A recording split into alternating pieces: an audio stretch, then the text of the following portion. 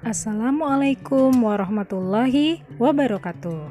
Selamat datang di kelas biologi bersama Ibu Parma Hikmah Sakinah Huta Barat.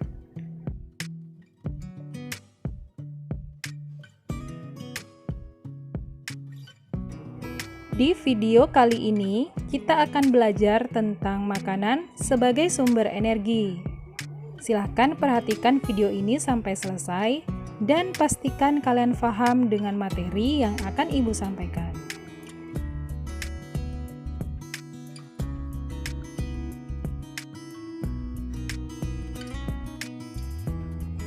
Kompetensi dasar menganalisis konsep energi, berbagai sumber energi, dan perubahan bentuk energi dalam kehidupan sehari-hari termasuk fotosintesis.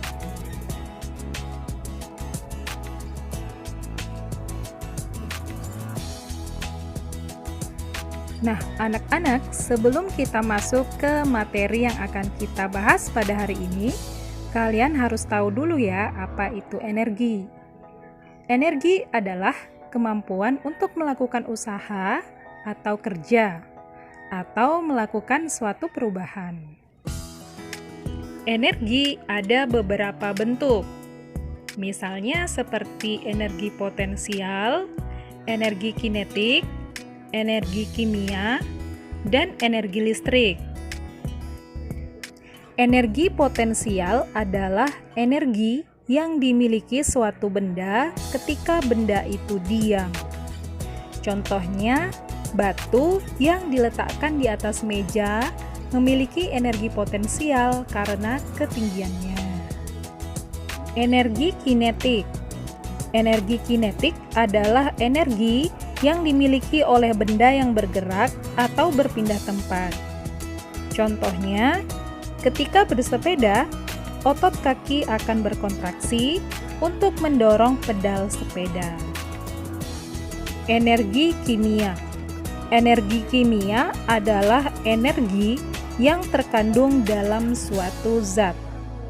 Contohnya, energi kimia di dalam makanan yang bisa digunakan untuk beraktivitas. Selanjutnya, energi listrik.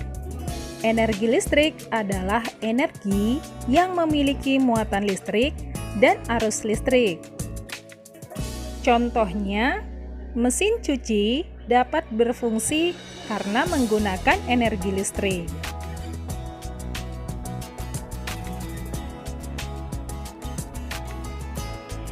Selanjutnya, sumber energi. Sumber energi adalah segala sesuatu yang menghasilkan energi.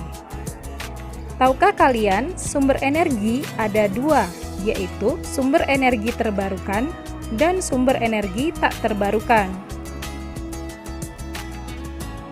Sumber energi tak terbarukan adalah sumber energi yang berasal dari alam dan akan habis apabila dieksploitasi secara terus-menerus.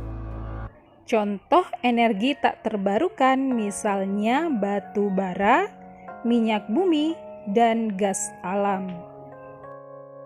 Sedangkan energi terbarukan adalah sumber energi yang berasal dari proses alam yang berkelanjutan. Contohnya energi matahari, PLTA, energi angin, energi tidal, dan biogas dari kotoran hewan.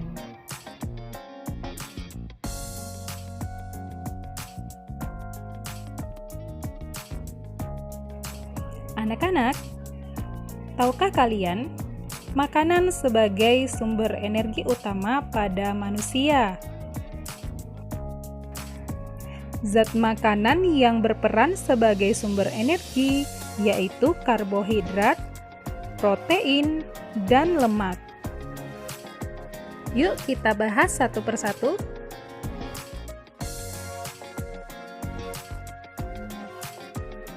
Yang pertama, karbohidrat.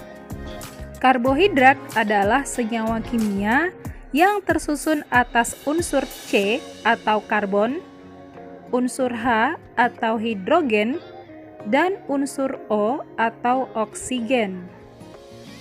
Contoh dari makanan yang mengandung karbohidrat, misalnya beras, jagung, gandum, umbi-umbian, dan buah yang rasanya manis.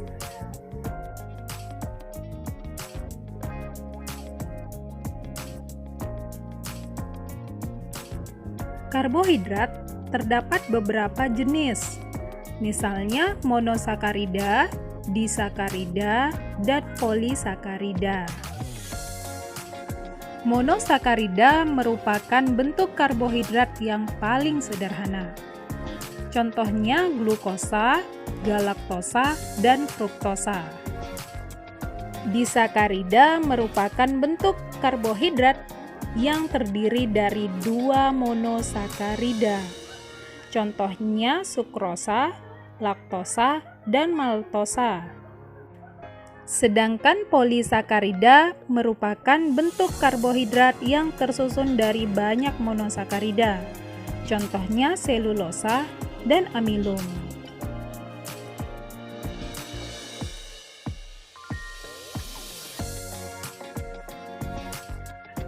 Fungsi karbohidrat. 1. Sebagai sumber energi. 1 gram glukosa setara dengan 4 kilokalori. 2. Mempertahankan massa otot tubuh. 3. Mengoptimalkan fungsi protein. 4. Meningkatkan penyerapan nutrisi oleh tubuh.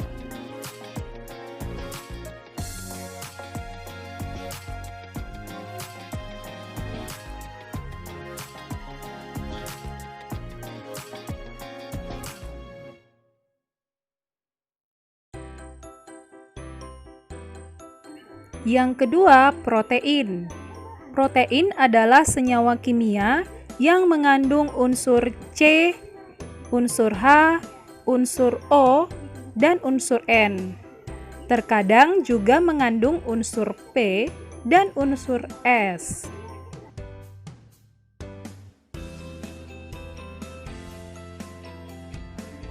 Ada 2 jenis protein berdasarkan sumbernya.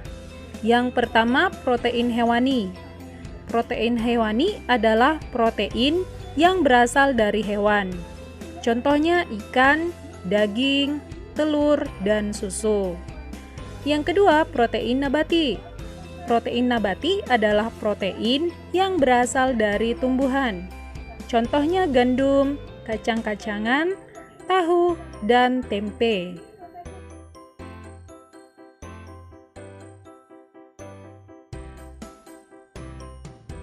Fungsi protein. 1. Sebagai sumber energi. 1 gram protein setara dengan 4 kilokalori. 2. Sebagai pembangun jaringan tubuh. 3. Sebagai pengganti sel tubuh yang rusak.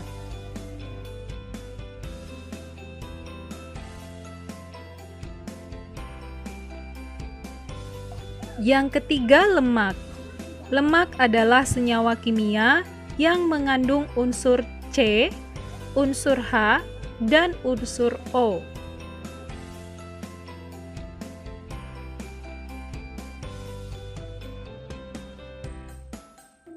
Ada 2 jenis lemak berdasarkan sumbernya. Yang pertama, lemak hewani. Lemak hewani adalah lemak yang berasal dari hewan. Contohnya keju, kuning telur, mentega, dan sebagainya. Yang kedua, lemak nabati. Lemak nabati adalah lemak yang berasal dari tumbuhan. Contohnya kelapa, kemiri, kacang-kacangan, dan buah alpukat.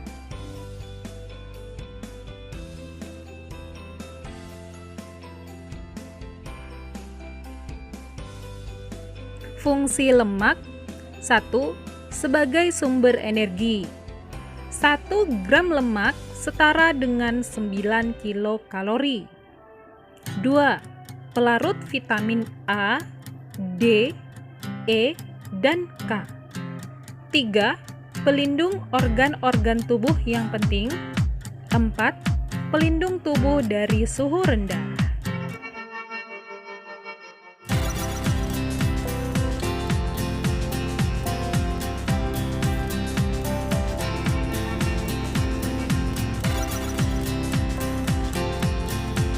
Demikianlah video pembelajaran kita pada hari ini.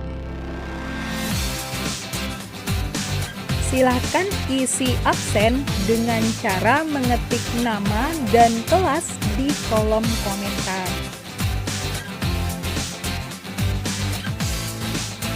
Sampai jumpa lagi di video selanjutnya. Assalamualaikum warahmatullahi wabarakatuh.